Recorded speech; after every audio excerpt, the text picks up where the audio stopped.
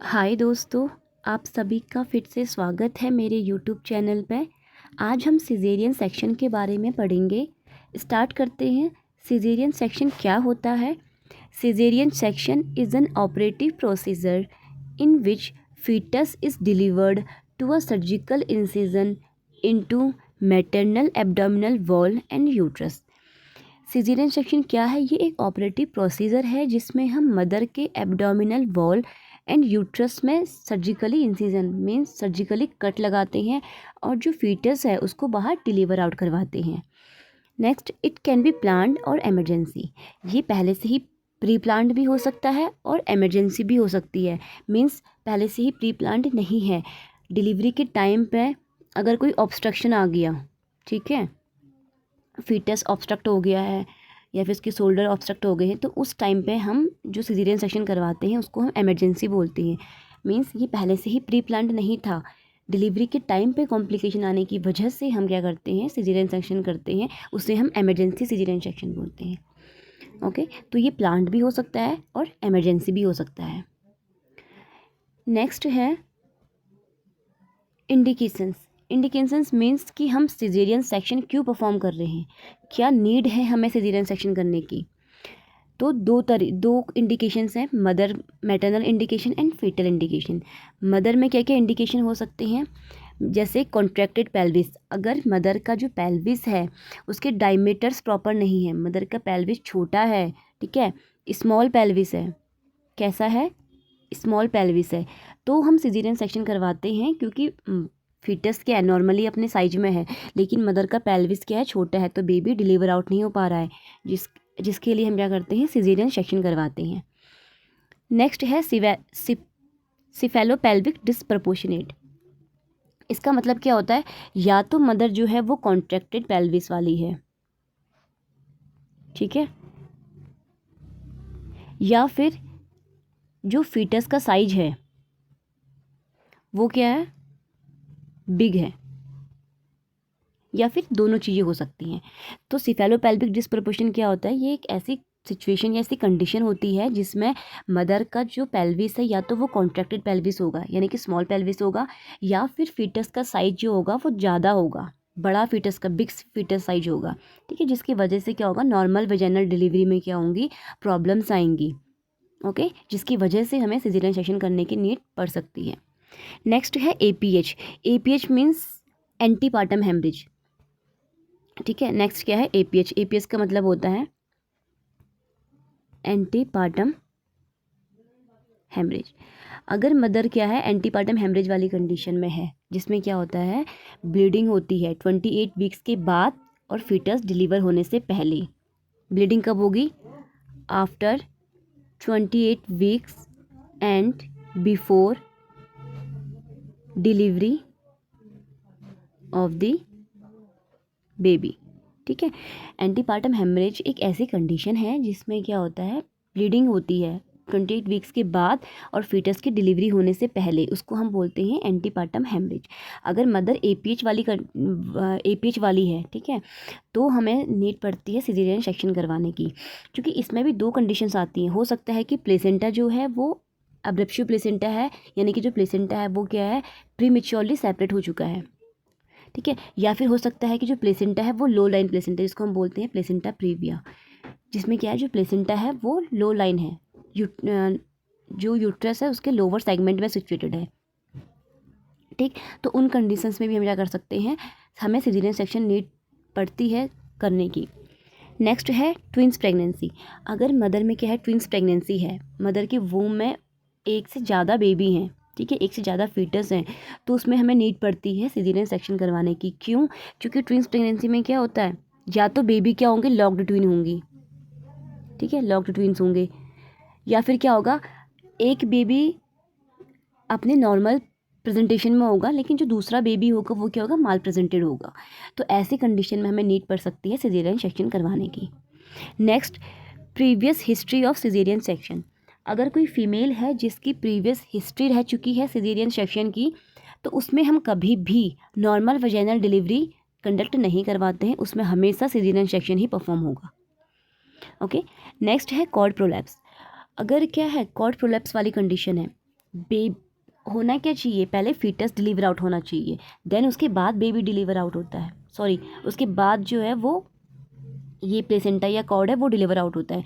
लेकिन इस cord prolapse वाली कंडीशन क्या होती है, जिसमें बेबी के फीटस के डिलीवर होने से पहले ही जो कॉर्ड है वो डिलीवर आउट हो गई है, ठीक है, तो उसको हम बोलते हैं कॉर्ड प्रोलैप्स वाली कंडीशन, जिसमें हमें नीड पड़ सकती है सिजेरियन सेक्शन करवाने की।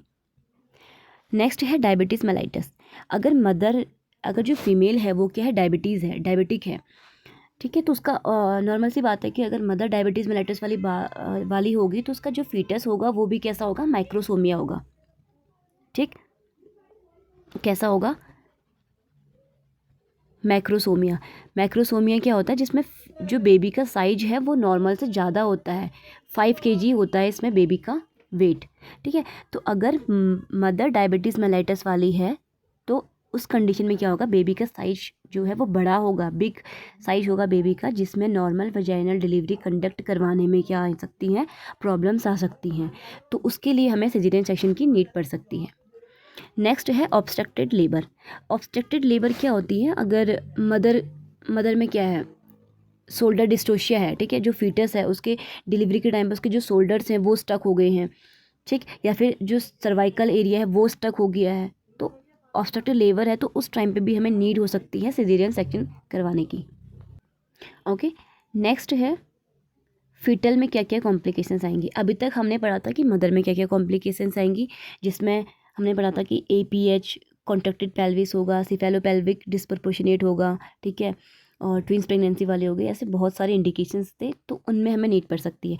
अब फीटस में क्या ज़रूरत है हमें सिजेरियन सेक्शन करवाने की, तो अगर वो फीटस जो है वो वूम में इंट्रा यूट्राइन ग्रोथ रिटार्डेशन, अगर फीटस की क्या है, वूम में जो ग्रोथ है फीटस की, ठीक है, ग्रोथ है वो क्या हो चुकी है, रिस्ट्रिक्ट हो गई है, ठीक है, वो क्या हो रही है, ग्रोथ जो है वो प्रॉपर तरीके से नहीं हो रही है, ग्रोथ रुक गई है, तो उस कंडीशन में हम सिजेरियन सेक्शन करवाते हैं। नेक्स्ट है माल प्रेजेंटेशन। माल प्रेजेंटेशन मीन्स हमारा जो नॉर्मल पोजीशन होती है वो क्या होती है, सिफेलिक होती है, ठीक है, सिफेलिक होती है। अगर सिफेलिक के अलावा बेबी की कोई और प्रेजेंटेशन है तो उसको हम माल प्रेजेंटेशन बोलते हैं। सिफेलिक मीन्स जो मदर की जो पेल्विस होता है ना, उसमें फीटस का हेड जो है वो पहले डिलीवर आउट होता है, ठीक है, फीटस का हेड ओवरलाइन करता है, तो उसको हम बोलते हैं सिफेलिक प्रेजेंटेशन। और इसके अलावा अगर ब्रीच प्रेजेंटेशन है, ठीक है, या फिर कोई अदर माल प्रेजेंटेशन है, तो वो उस कंडीशन में हमें क्या होगी, नीड पड़ेगी सिजेरियन सेक्शन कंडक्ट करवाने की। फीटल डिस्ट्रेस, अगर फीटस जो है वो डिस्ट्रेस में चले गया है, ठीक है, तो इस कंडीशन में भी हमें ज़रूरत पड़ सकती है सिजेरियन सेक्शन करवाने की थी। तो ये हैं कुछ इंडिकेशंस कि हमें क्या क्या नीड है, किस किस कंडीशन में हम सिजेरियन सेक्शन करवा सकते हैं। तो हमने 2 कंडीशन पढ़ी थी, मैटरनल और फीटल। मैटरनल में क्या बोला था कि अगर मदर कॉन्ट्रैक्टेड पेल्विस वाली है, सिफेलोपेल्विक डिस्प्रपोर्शनेट है, APH कंडीशन है, ट्विंस प्रेगनेंसी है, प्रीवियस हिस्ट्री रह चुकी है सिजेरियन सेक्शन की, कॉर्ड प्रोलैप्स वाली कंडीशन है, मैटरनल जो है वो डायबिटीज़ वाली है, मदर डायबिटीज़ है, ऑब्स्ट्रक्टेड लेबर है, एंड फीटस में क्या है, अगर फीटस इंट्रायूट्राइन ग्रोथ रिटार्डेशन है, फीटस की ग्रोथ जो है वो रुक गई है वो में ही, तो अगर फीटस जो है माल प्रेजेंटेड है, तो अगर फीटस डिस्ट्रेस में है, तो ये कंडीशंस हैं जिनमें हमें नीड पड़ सकती है सिजेरियन सेक्शन कंडक्ट करवाने की। ओके, नेक्स्ट है type of caesarean section. Caesarean section कितने टाइप्स का होता है, तो सिजेरियन सेक्शन मेनली 2 टाइप के होते हैं, अकॉर्डिंग टू टाइम और according to incision, site of incision, ठीक है। तो अकॉर्डिंग टू टाइम के अकॉर्डिंग जो सिजेरियन सेक्शन होता है वो 2 तरीके के होते हैं, elective caesarean section and emergency caesarean section. अब इलेक्टिव सिजेरियन सेक्शन क्या होती है, elective caesarean section when operation is done at pre planned time during pregnancy, ठीक है। इलेक्टिव सिजेरियन सेक्शन क्या है, जिसमें पहले से ही प्री प्लान्ड है कि मदर की डिलीवरी जो होगी वो कैसे होगी, सिजेरियन सेक्शन के थ्रू होगी, मदर में नॉर्मल वेजाइनल डिलीवरी कंडक्ट नहीं हो सकती है, तो पहले से ही ये डिसाइडेड है, ये प्लान्ड है कि मदर में क्या होगा, C सेक्शन होगा। जैसे अगर मदर डायबिटीज़ वाली है तो ऑब्वियसली बात है जो फीटस होगा वो कैसा होगा, माइक्रोसोमिया वाला होगा, तो उस कंडीशन में प्रीवियस हिस्ट्री रह चुकी है अगर सिजेरियन सेक्शन की, तो उस कंडीशन में, ठीक है, ट्विंस प्रेगनेंसी है, ऐसे कुछ कंडीशंस हैं जिसमें जो प्रेगनेंसी के टाइम पे अराइज हो गई हैं और हमने पहले से डिसाइड कर लिया कि अब हमें सिजेरियन सेक्शन ही कंडक्ट करवाना पड़ेगा, उसके बिना जो डिलीवरी है वो पॉसिबल, उसके बिना डिलीवरी हम कंडक्ट नहीं करवा सकते, तो उसको हम बोलते हैं इलेक्टिव सिजेरियन सेक्शन, जिसमें प्रेगनेंसी के टाइम पे ही ये हम प्लानिंग कर लेते हैं कि इनकी नॉर्मल वेजाइनल डिलीवरी नहीं हो सकती है, इनकी क्या होगी, प्लान्ड यानी कि इलेक्टिव सिजेरियन सेक्शन होगा। नेक्स्ट है emergency caesarean section, when operation is done due to sudden complication arising during delivery, it is not pre planned. मतलब इमरजेंसी सिजेरियन सेक्शन क्या होता है, ये पहले से ही प्री प्लान्ड नहीं होता है कि मतलब अपनी प्रेगनेंसी में थी तो हमने पहले से ही प्लान कर लिया कि हम इनकी सिजेरियन सेक्शन करवाएंगे, नहीं, ऐसा नहीं होता है। इसमें क्या होता है कि डिलीवरी के टाइम पे, लेबर के टाइम पे अगर कोई कॉम्प्लिकेशन आ जाए, यानी कि हम लेबर करवा रहे थे, बेबी स्टक हो गया, ठीक है, या फिर बेबी डिलीवरी के लेबर के टाइम पे बेबी फीटल डिस्ट्रेस में चले गया, तो उस टाइम पे हम क्या करवाएंगे, इमरजेंसी सिजेरियन सेक्शन करवाएंगे। ये पहले से ही प्लान्ड नहीं होता है, ठीक है। अचानक से कॉम्प्लिकेशन आने की वजह से हमें जो सिजेरियन सेक्शन कराने की ज़रूरत पड़ती है उसे हम इमरजेंसी सिजेरियन सेक्शन कहते हैं। नेक्स्ट है according to site of uterine incision. अब यूट्राइन इंसिजन के साइट के अकॉर्डिंग हम सिजेरियन सेक्शन, हमारे दो तरीके के होते हैं, कौन कौन से, lower segment caesarean section and lower uterine segment and upper uterine segment, ठीक है। तो फर्स्ट है lower uterine segment caesarean section, incision is made in lower uterine segment and it is horizontal, ठीक है। तो लोअर यूट्राइन सेगमेंट क्या होता है, जिसमें हम इंसिजन लगाते हैं, ठीक है, जो हम सिजेरियन सेक्शन में जो हम इंसिजन लगाते हैं वो मदर की जो यूट्राइन है उसके लोअर सेगमेंट में लगाते हैं, और ये कैसा लगता है, हॉरिजेंटल, यानी कि इस तरीके से, जैसे आपको पिक्चर में शो हो रहा होगा ना, ये यूट्रस है, ठीक है, ये यूट्राइन है। तो यूट्राइन हमारा दो पार्ट में होता है, अपर एंड लोअर। तो लोअर में क्या होती है, इसमें जो यूट्रस है उसके लोअर सेगमेंट में इंसिजन लगता है, okay. This is done after 32 weeks of gestation. Lower segment caesarean section हम 32 वीक के बाद ही परफॉर्म कर सकते हैं, 32 वीक से पहले हम lower uterine segment caesarean section नहीं परफॉर्म कर सकते हैं, ठीक है। और इसमें जो हम इंसिजन लगाते हैं वो हमेशा हम हॉरिजेंटली लगाते हैं। नेक्स्ट, इसके एडवांटेज, मतलब इसे करने से क्या क्या हमारा फ़ायदा हो सकता है, क्या क्या एडवांटेज हो सकते हैं। तो हील मोर रैपिडली, ये क्या होती है, इसमें हीलिंग जो होती है वो बहुत जल्दी हो जाती है, ठीक है, जल्दी ये जो है हील कर जाता है सिजेरियन सेक्शन अगर हम लोअर सेगमेंट में लगाते हैं तो। ब्लड लॉस मिनिमम, इसमें क्या होता है, कम से कम ब्लड लॉस होता है, क्यों, क्योंकि अगर हम अपर सेगमेंट में अगर हम इंसिजन लगाते हैं तो मैंने आपको पहले बताया था कि जो हमारा अपर यूट्राइन सेगमेंट होता है वो लोअर के कंपैरिजन में ज़्यादा कॉन्ट्रैक्ट करता है, ठीक है, स्ट्रॉन्ग कॉन्ट्रैक्शन होती है उसमें, तो इसीलिए लोअर सेगमेंट में जो कॉन्ट्रैक्शन है वो ज़्यादा स्ट्रॉन्ग नहीं होती हैं, ठीक है, इस वजह से इसमें जो ब्लड लॉस है वो मिनिमल होता है। Only some post delivery complication occur like backache, इसमें बहुत कम कॉम्प्लिकेशन देखने को मिलती हैं, जैसे बैकएक। अगर किसी मदर का लोअर सेगमेंट सिजेरियन सेक्शन हुआ होगा तो उसमें ज़्यादातर सिर्फ मदर को बैकएक होता है, ठीक है, बैक में पेन होता है बस। तो ये क्या है, इसके एडवांटेज हैं कि इसमें ये जो हील है जल्दी हील हो जाएगा, इसमें ब्लड लॉस बहुत कम होता है एंड कॉम्प्लिकेशन भी बहुत कम होती हैं, ओके। नेक्स्ट है डिसएडवांटेज। अब इसका डिसएडवांटेज क्या है, to takes more time to perform, इसमें इसको कंडक्ट करवाने में या परफॉर्म करने में ज़्यादा टाइम लगता है, ठीक है। तो ये था लोअर सेगमेंट सिजेरियन सेक्शन के बारे में कि इसमें हम यूट्राइन सेगमेंट के लोअर सेगमेंट में हम इंसिजन लगाते हैं, जो हम इंसिजन लगाते हैं वो कैसे लगाते हैं, हॉरिजेंटली लगाते हैं, एंड इसको हम 32 वीक्स के बाद ही परफॉर्म कर सकते हैं, उससे पहले हम इसको परफॉर्म नहीं कर सकते हैं। इसके एडवांटेज क्या थे कि इसमें ब्लड लॉस बहुत कम देखने को मिलता है, हीलिंग जो प्रोसेस है वो ज़्यादा रैपिडली होती है, ठीक है, और कॉम्प्लिकेशन बहुत कम होती है। डिसएडवांटेज क्या थे कि ये कुछ टाइम लगाता है परफॉर्म होने में, ठीक है। नेक्स्ट है अपर सेगमेंट सिजेरियन सेक्शन के बारे में। Incision is made in upper uterine segment and it is always vertical, ठीक है, इसमें जो हम इंसिजन लगाते हैं हम यूट्रस के अपर सेगमेंट में इंसिजन लगाते हैं, और वो कैसा होता है, वर्टिकल होता है, जैसे आपको इमेज में शो हो रहा होगा, ये क्या था, हमारा यूट्राइन सेगमेंट है, ठीक है। इसमें जो हम इंसिजन लगाते हैं वो हमेशा हम कैसे लगाते हैं, वर्टिकली लगाते हैं, ठीक है। एंड अपर यूट्राइन सेगमेंट में लगाते हैं। लोअर में कैसे लगाते हैं, हम हॉरिजॉन्टली लगाते हैं। Okay, this is done less than 32 weeks of gestation. इसको हम, अगर मदर अपने 32 वीक्स ऑफ जेस्टेशन से कम की है तो ये चीज़ हम परफॉर्म कर सकते हैं, ठीक है। अगर मदर क्या है, अपने 32 वीक्स ऑफ जेस्टेशन से कम की है एंड फीटल क्या है, डिस्ट्रेस में है, सॉरी, ठीक है, एंड जो फीटल है वो क्या है, डिस्ट्रेस में है, नीड है कि अब बेबी को डिलीवर करवाना ही पड़ेगा, फीटस को डिलीवर करवाना ही पड़ेगा, और जो डिलीवरी होगी वो कैसी होगी, सिजेरियन सेक्शन के थ्रू होगी। तो उस कंडीशन में हम हमेशा अपर यूट्राइन सेगमेंट में ही इंसिजन लगवाते हैं, ठीक है, इंसिजन लगाते हैं।